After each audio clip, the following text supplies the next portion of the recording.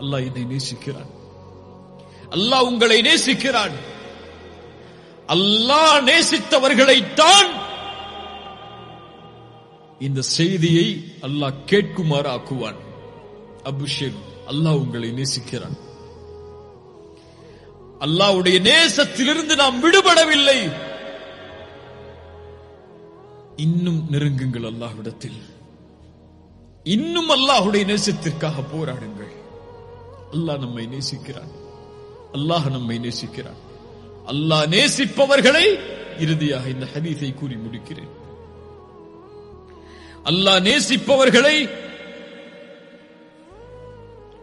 அல்லாஹ் ரப்புல் ஆலமீன் ஒருபோதும் நோவினை செய்ய மாட்டான்.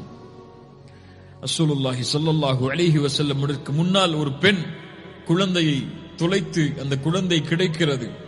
ரசூலுல்லாஹி ஸல்லல்லாஹு அலைஹி வஸல்லம் கேட்டார்கள், இந்த குழந்தையை இந்த தாய் நெருப்பில் போடுவாளா? சஹாபாக்கள் சொன்னார்கள், யா ரசூலல்லாஹ், ஒருபோதும் அந்த பெண் தான் பெற்றெடுத்த குழந்தையை நெருப்பில் வீச மாட்டாள்.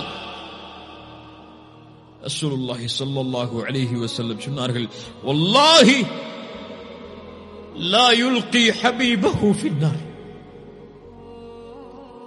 அல்லாஹ் ஒருபோதும் அவனை நேசிப்பவரை அல்லாஹ் நெருப்பில் வீச மாட்டான்.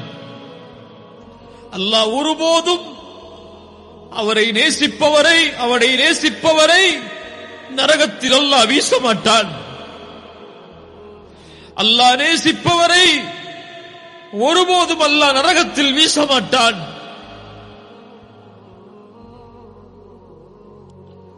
அல்லாஹ் வீச மாட்டான்.